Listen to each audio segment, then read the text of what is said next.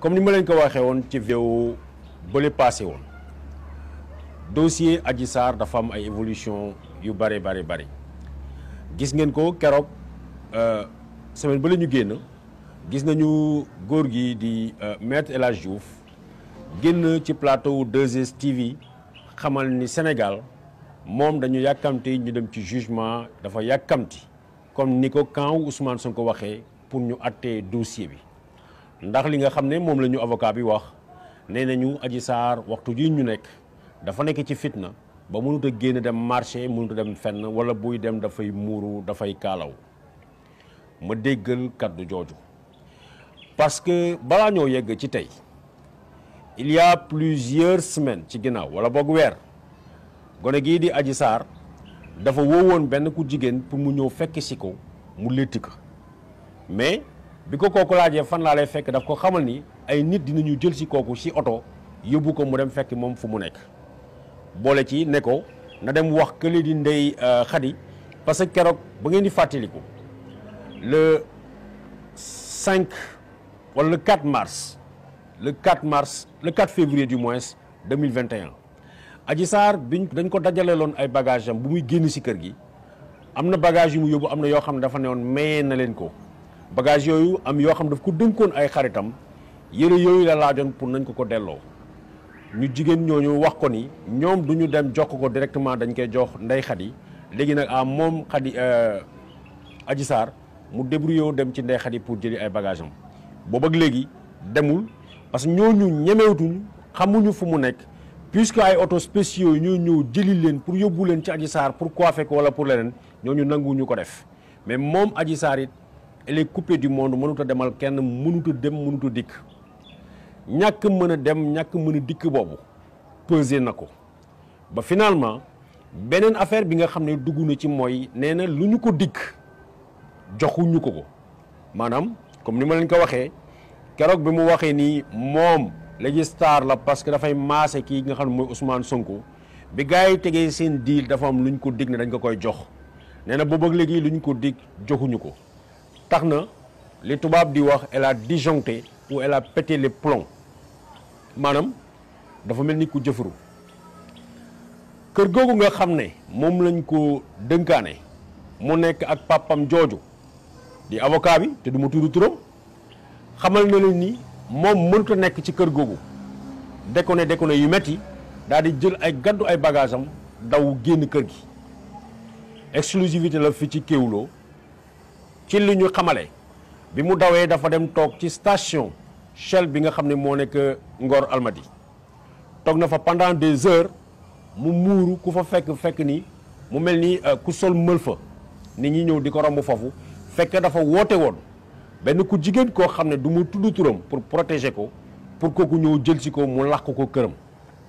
ku jigéen kooku bu fekkee ne bëgg ngeen ci tettal ku jigéen kooku activiste la boo xam ne lu bëri wax trop ci cadre Adji Sarr mu daw dem ci këru kooku boobu ak léegi nag kookoo ko fat def nañu médiation bu bëri pour Adji Sarr daal di dellu ci kër ga mu nekkoon kër ga nga xam ne waa kër ñàkk jàmm fa lañ ko fatoon bu ñuy teg seen deal nee na dee moo ko gënal mu delloo ci kër googu am na it beneen avocat bu góor bu ñëw taxaw ndax dañ ko laaj ne ko mu fàtt ki nga xam ne mooy Adji Sarr aji ne dootul demati kër kooku tamit donc fa mu nekkoon ñu fat ko fa génn na fa keneen ku ñu proposé en secours pour mu ñëw jël si ko Adji Sarr nee na dematu foofu parce que moo xam lan la fa dund ci kër gi mais deuxièmement nee na lu ñu ko dégg defuñu ko tax na mu génn foofu ñoo toog ci station essence bu Shell bu nekk route des Almadies Ngor Almadies mu toog fa ba ab xale bu jigéen boo xam ne activiste la ma bamtuwaat ko ku bëri wax ci télé yi ci cadre Adji Sarr kër kooku lañ ko fat bu ngeen bëggee ma jox leen tettal dinaa leen wax ni ca Mermoz lañ ko fat ku jigéen kooku nag moom ay mbokkam xamal nañu ko ni na génn ci affaire u Adji Sarr ba mu set wecc woo na nag ay nit ñu mu xam pour naka la ñuy xool ñu organiser wu ñu arranger yëf yi Adji Sarr génn ci loxoom kenn ki nga xam ne nag ndeyu mbili gi la ci la bokk ñëw na proposer leen xaalis bu bëri pour ku jigéen ki nga xam ne moo fat Adji Sarr léegi mu dem Almadies loué fa appartement dëkk fa ak Adji Sarr mais xale bu jigéen bi nga xam ne du ma tudd turam pour la protéger waa këram yi nee nañ ko na ci génn parce que lépp lu waaye laal ci yëfu Adji Sarr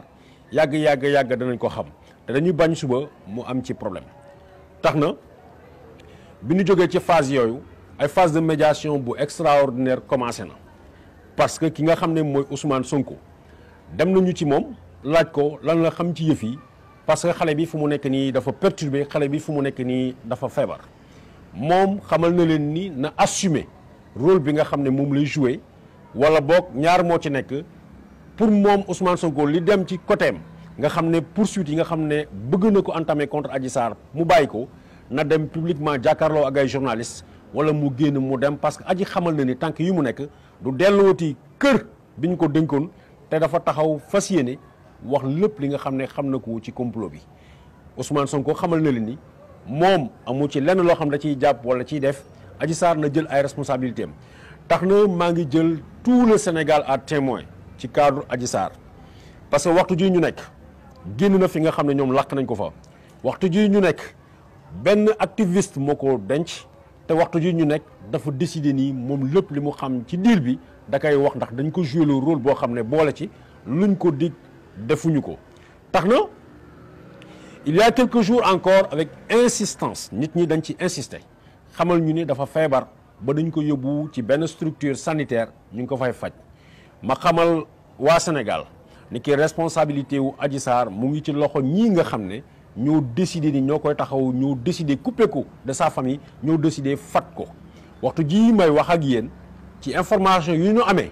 Adji Sarr wérut dafa tawat dëggantaan njaay donc